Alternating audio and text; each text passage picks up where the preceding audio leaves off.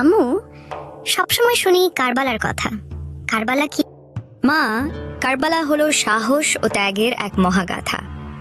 ইমাম হুসাইন মদিনায় মানুষকে অন্যায়ের বিরুদ্ধে দাঁড়াতে শেখাতেন।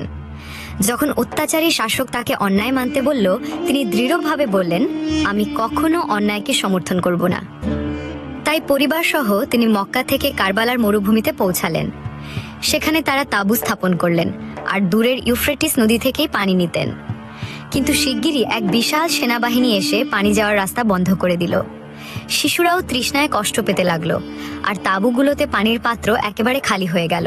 রাতে নীরবতায় ইমাম হুসাইনের তাঁবুতে সবাই নামাজ পড়তো ও দোয়া করত, হে আল্লাহ, ধৈর্য দাও। চাঁদের আলোয় হুসাইন পরিবারকে সান্ত্বনা দিতেন, সত্যের জন্য স্থির থাকো। ভোরে তারা যুদ্ধের প্রস্তুতি নিতেন, কারণ এই লড়াই ছিল ক্ষমতার নয়, সত্য ও ন্যায়ের পক্ষের প্রতীক। অল্প সঙ্গী হলেও তাদের সাহস ছিল অদম্য। যুদ্ধ শুরু হলে মরুভূমিতে ধুলো উড়ে গেল, আর হুসাইন সত্যের পতাকা নিয়ে অটল দাঁড়ালেন, মৃত্যু অপমানের চেয়ে শ্রেয়। ফল জানা সত্ত্বেও তারা অত্যাচারের কাছে মাথা নত করেননি।